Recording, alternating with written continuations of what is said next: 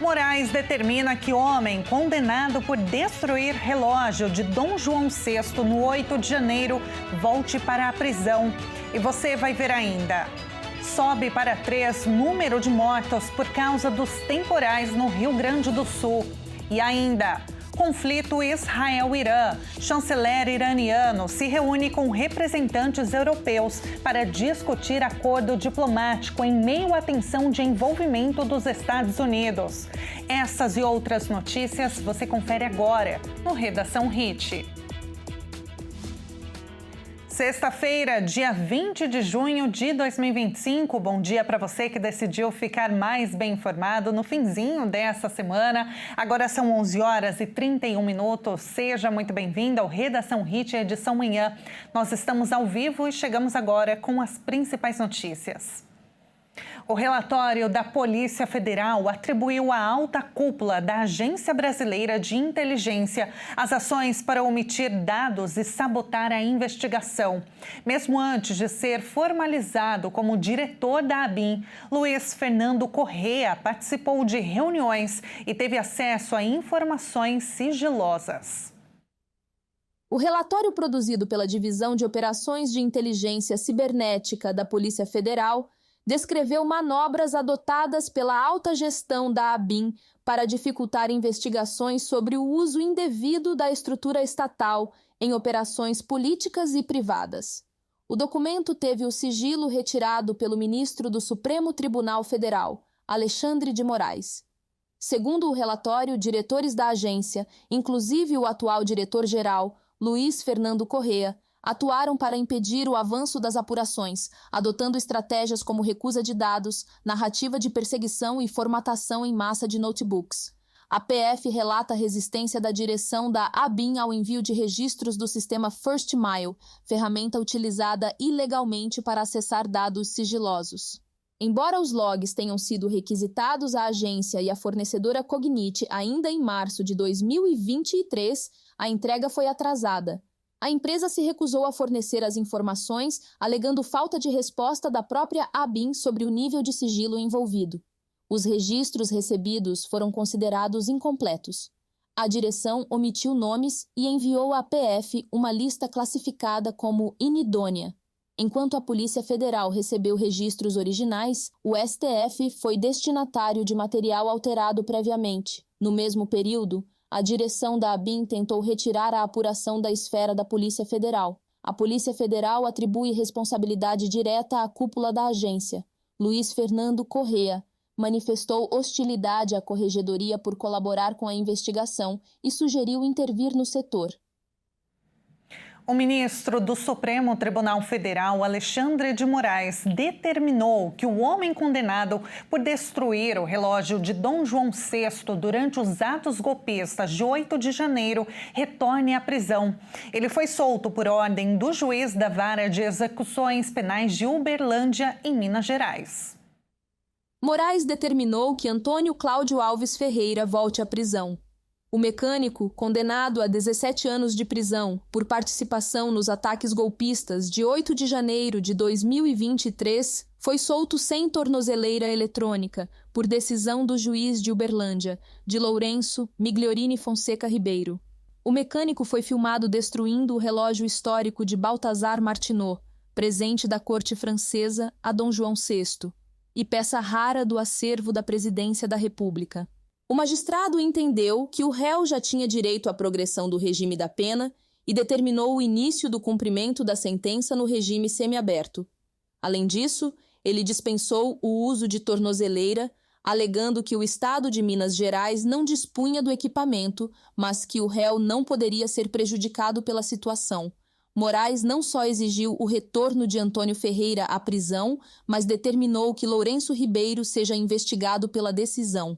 E por ter expedido uma sentença fora do âmbito em que podia atuar, o magistrado vai ser alvo de um inquérito no STF. De acordo com Moraes, o juiz mineiro descumpriu as determinações da lei para o regime de progressão de pena, já que o réu só teria direito à progressão após cumprir 1/4 do período de reclusão estipulado, ou seja, ao menos 4 anos de prisão.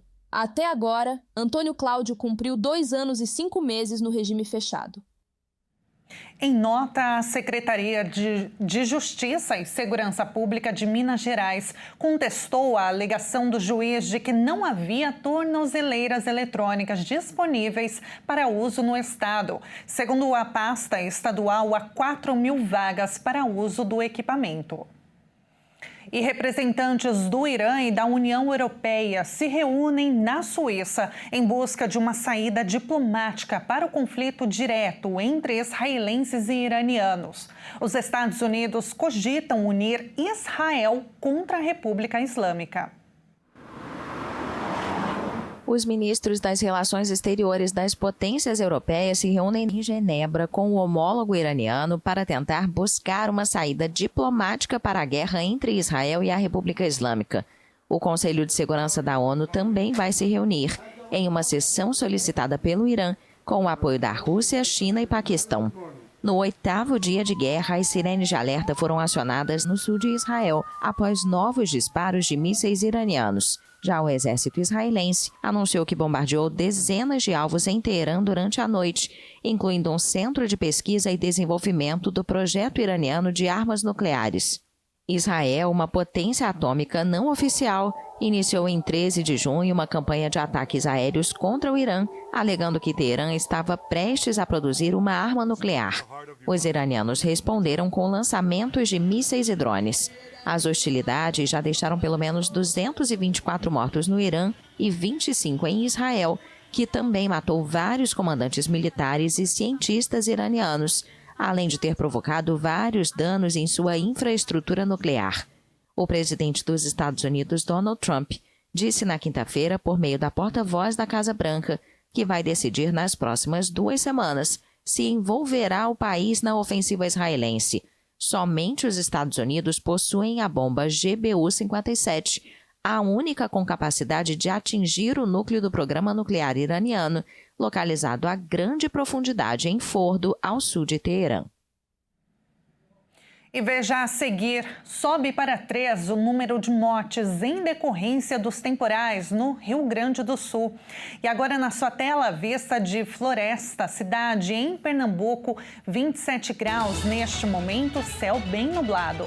Nós voltamos já.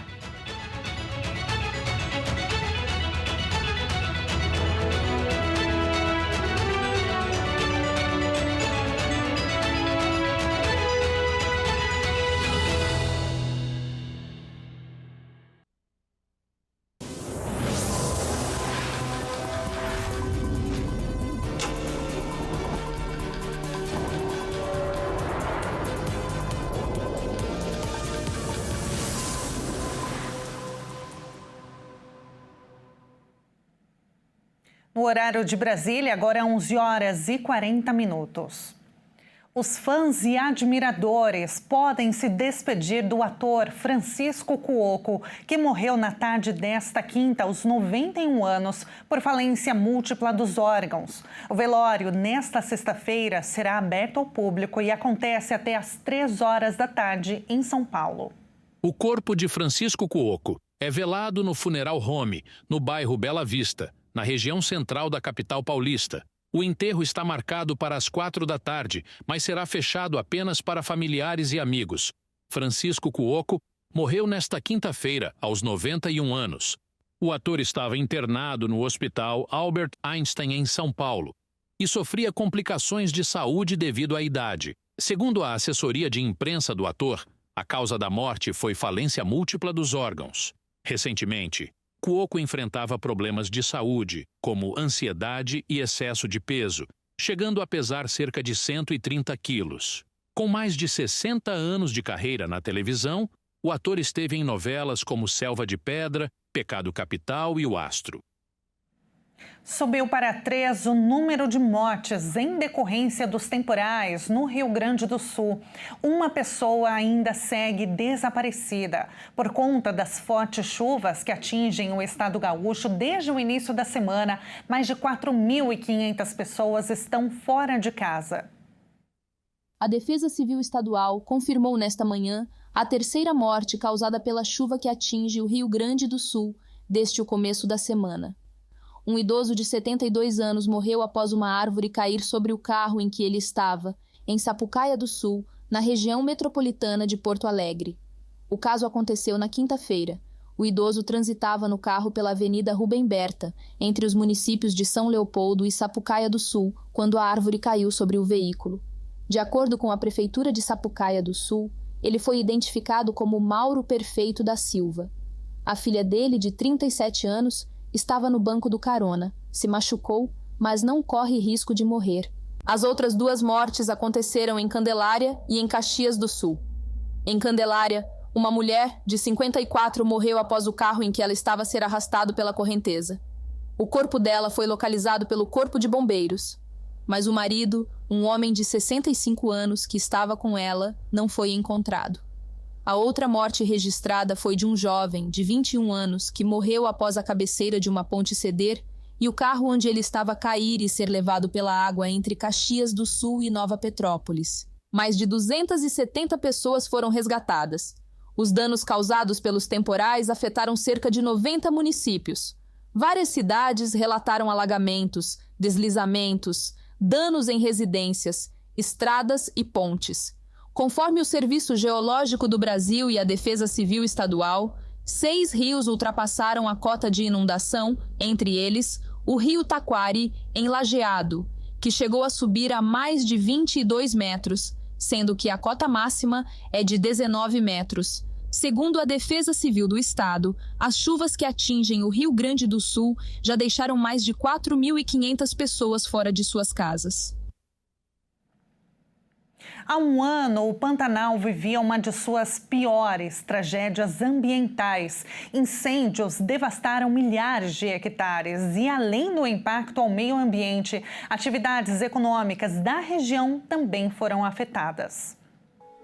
A beleza exuberante das imagens refletem um Pantanal inconfundível. O verde da vegetação, das árvores, os animais, dos menores aos maiores. Tudo faz parte de um recorte do bioma presentes no estado de Mato Grosso e Mato Grosso do Sul. Esta é a Fazenda Caimã, um refúgio ecológico de 52 mil hectares que fica na região de Miranda, cidade sul-mato-grossense.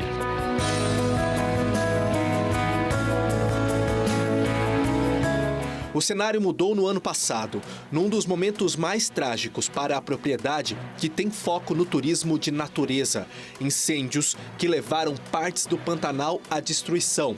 Também devastaram a maior parte da fazenda que já se recuperava. Teve o primeiro incêndio aqui, de grandes proporções, em 2019. E foi um incêndio que queimou mais ou menos uns 60% da fazenda, por aí. 2021 teve um segundo incêndio, queimou menos. E o incêndio de 2024 foi o incêndio mais grave que nós tivemos. Ele queimou 80% da fazenda. Nós estamos falando de uma fazenda de 52 mil hectares, né? Foi assim uma catástrofe para nós enfrentarmos essa situação. Estes são registros divulgados pela conta oficial da Fazenda Caimã. Mostram o cenário pós-passagem do fogo e a diferença meses depois com o ressurgimento do verde.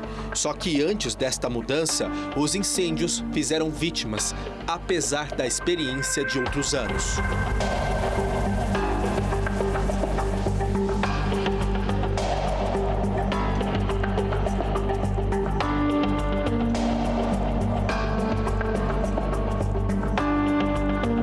Depois do impacto de 2019, nós focamos em trabalhar com uma estrutura mais bem preparada para enfrentar o fogo, equipes de brigadas de incêndio próprias da fazenda, trabalhando com os vizinhos, no sentido da gente também trabalhar times grandes.